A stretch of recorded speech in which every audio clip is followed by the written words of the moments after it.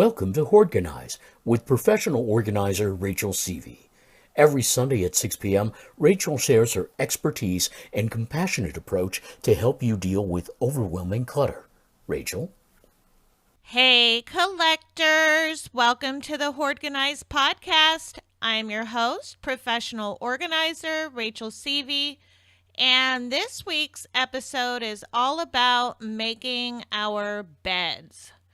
Now, I know a lot of you out there feel like making the bed is a chore, not even worth doing. I mean, you just get back into bed later in the day. However, I gotta tell you, one of the easiest things to do to make a bedroom feel less cluttered is to make your bed.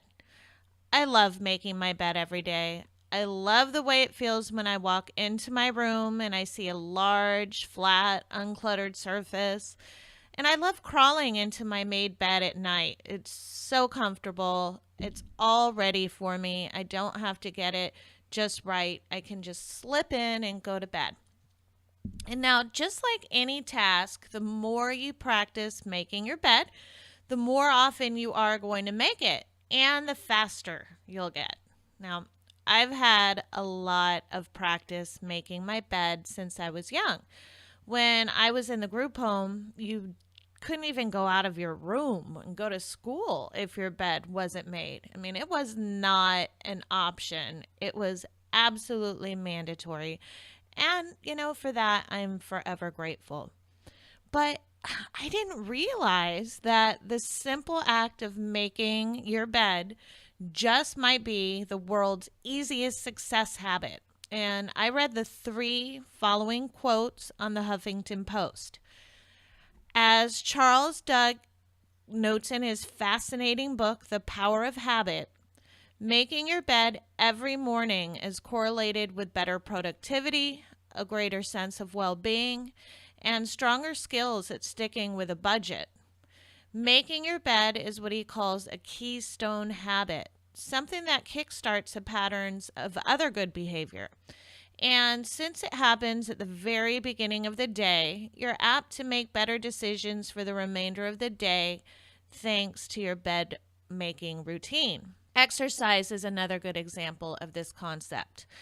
I also read that Navy SEAL William H. McRaven, commander of the forces that led the raid to kill Osama bin Laden, echoed the same sentiment in his 2014 commencement speech at the University of Texas.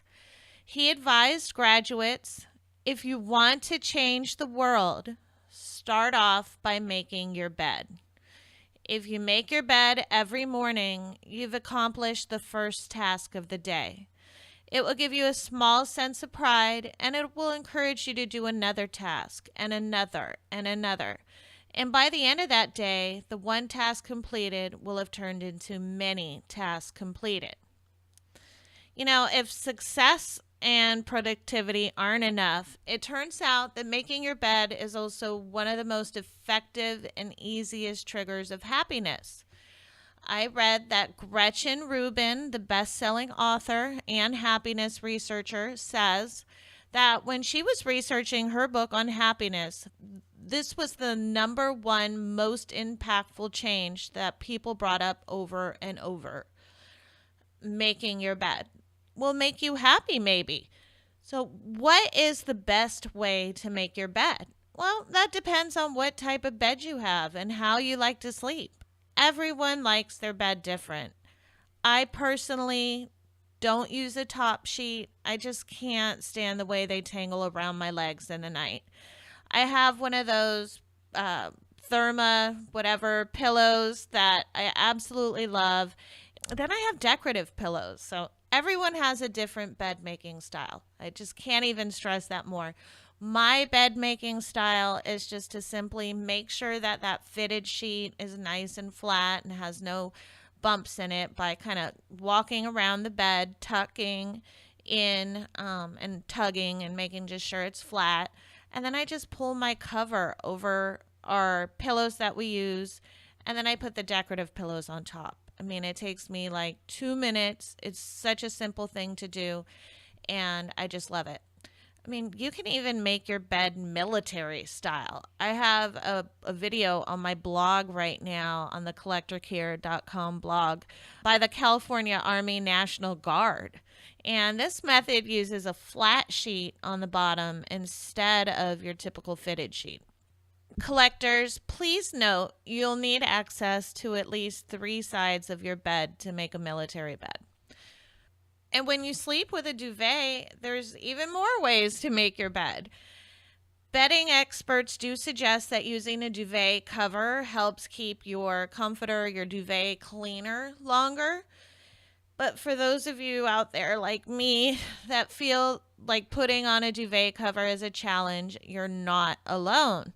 I even have a video of how to put a duvet cover on my blog this month. So, regardless of how you make your bed, it is important to keep your bed clean, and cleaning your bed and bedding regularly will help you improve your sleep.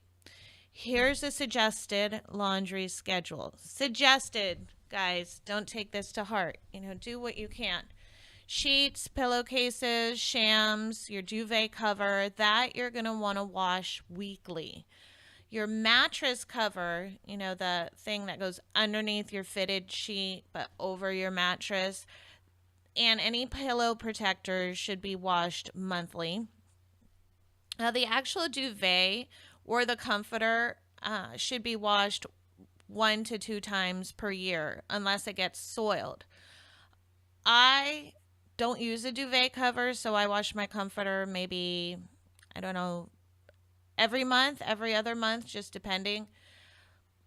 Blankets, if you, in addition, use a blanket once a month, if it's used with your sheets. Bed skirts, canopies. Now, these are kind of like, when do you wash them, or do you even wash them? It's recommended to wash your bed skirts and your canopies seasonally. But if you have allergies, do all of this washing more often. Pillows. Do you wash your pillows? I wash my pillows. It's recommended that 4 times a year, and make sure they're washable, so check your manufacturer's directions. And don't forget to clean your mattress. You're going to want to vacuum your mattress at least twice a year with a hand attachment that's on your vacuum. And once I've done that, I just always spray mine with Lysol. I'm not really sure why. There's no scientific fact or article that I can tell you about it, but I just let it dry before I make my bed, and it just makes me feel better. Lastly, one of my favorite parts about making the bed is you get exercise. I mean, really, have you ever counted how many steps it takes for you to walk around your bed while you're making it?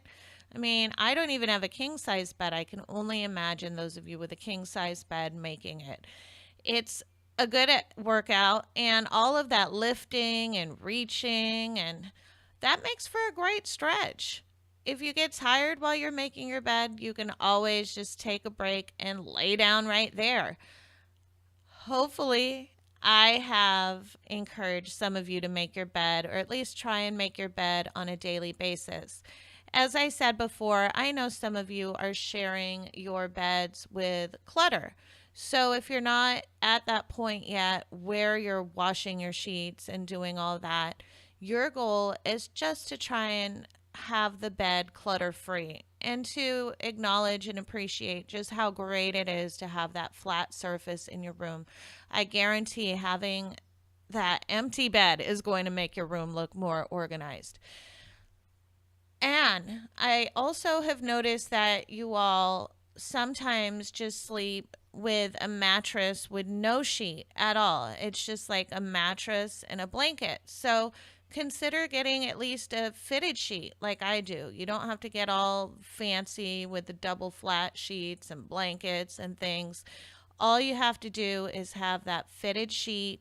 Another great thing is the mattress protector, the mattress cover. A lot of them come with pillow toppers now, so they make your bed extra comfy, and they're washable. So just some things to consider if you're sleeping on just a mattress with no sheets or anything on it.